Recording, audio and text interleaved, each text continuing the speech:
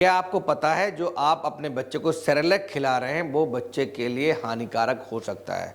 जी हाँ, ये ऐसा कन्फर्मेशन हुआ है कि जो सेरेलैक है उसमें 1 चम्मच में 3 ग्राम एडेड शुगर है, मतलब 100 ग्राम सेरेलैक में 10 ग्राम एडेड शुगर है।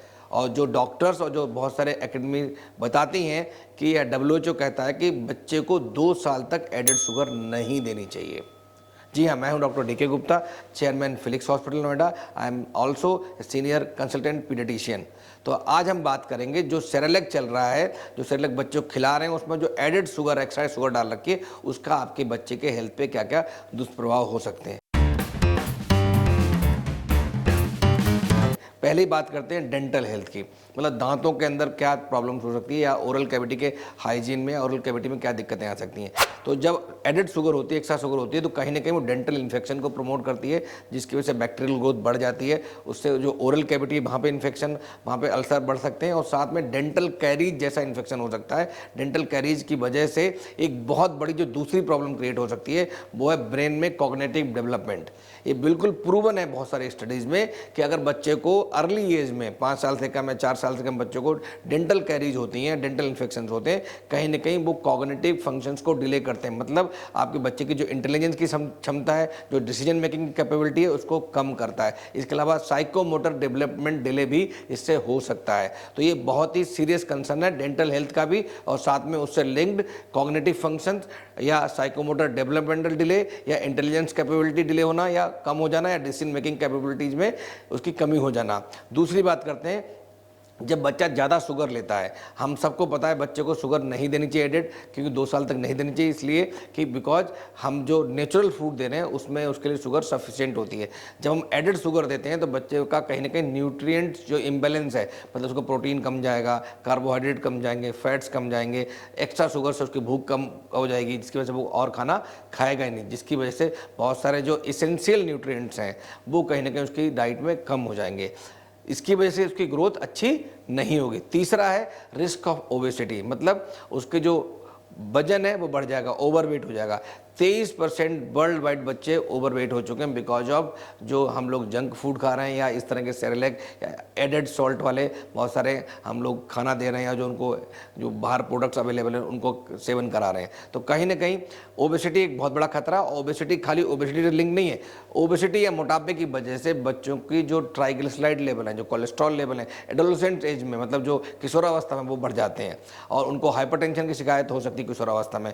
इसकी वजह से, ओबेसिटी की वजह से डायबिटीज जल्दी जो डेवलप हो सकती है। और ये बिल्कुल प्रूवन है कई सारे डाटा में कि दुनिया में इस समय टाइप 2 डायबिटीज मिलाइटिस बच्चों में भी हो रही है। जो एडल्ट में होती थी, किशोरावस्था में बच्चे टाइप 2 डायबिटीज मिलाइटिस का शिकार हो रहे हैं, और इंडिया में हर 5वां बच्चा ग्लोबली जो है वो डायबिटीज का शिकार इंडिया में रहता है। और इवन एडल्ट में भी इंडिया जो है दुनिया में कैपिटल बन गया डायबिटीज का, मतलब 100 मिलियन लोग जो हैं डायबिटीज के इंडिया में ही रहते हैं। तो कहीं ना कहीं इससे डायबिटीज है, हाइपरटेंशन है, कार्डियोवैस्कुलर प्रॉब्लम है, एथेरोस्क्लेरोसिस है, इसकी वजह से cardiac failure, angina, chest pain, ये सारे कॉम्प्लिकेशंस हो सकते हैं जो आपकी कार्डियोवैस्कुलर हेल्थ के लिए अच्छे नहीं है।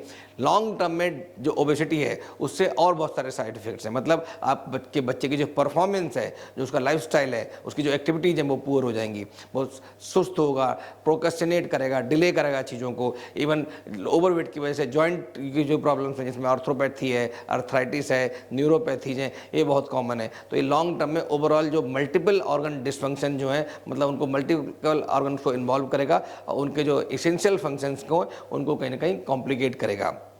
इसके अलावा और क्या चीज़ है कि जो हम लोग बात करते हैं टेस्ट प्रेफरेंस की, इससे क्या है, अगर आप शुगर जल्दी एज में ऐड कर देते हैं बॉडी में बच्चे की, तो क्या होगा, उससे उसको एडिक्शन होने की संभावना बढ़ जाती है। मतलब हाई शुगर, वो बाद में भी हाई शुगर के फूड लेना शुरू कर देगा, जंक फूड खाएगा। तो इसलिए बहुत इंपॉर्टेंट है, करना क्या चाहिए हम सबको, करना ये चाहिए, हमें इन सब कंपनियों पर डिपेंडेंट नहीं होना चाहिए। डॉक्टर्स रिकमेंड यही कहते हैं कि पेरेंटल अवेयरनेस बहुत इंपॉर्टेंट है। मतलब माँ बाप को पता होना चाहिए कि 6 महीने तक बच्चे को पानी भी नहीं देना बाहर से, सिर्फ एक्सक्लूसिव ब्रेस्ट फीडिंग करानी है और कुछ नहीं देना है। 6 महीने बाद कॉम्प्लीमेंट्री फीडिंग स्टार्ट करनी है, जिसकी ग्रोथ के लिए, बच्चे के लिए बहुत इंपॉर्टेंट है। बिकॉज बच्चे की जो के दूध में सारी चीज़ें नहीं होती जो बच्चे को ग्रोथ के लिए चाहिए होती हैं। उसके लिए घर का जो बना हुआ खाना है, खिचड़ी है, दलिया है, दाल चावल है, केला है, एप्पल है, इन सबको मैश करके, सूजी का हलवा है, खीर है, आप दिन में 5-6 बार 8 बार दे सकते हैं।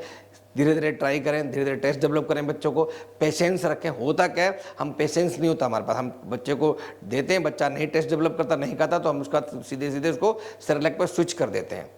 हम एफर्ट्स करते नहीं, और सेरेलैक को बनाना आसान है, पानी डालना है, बना के घोल के खिला देना है।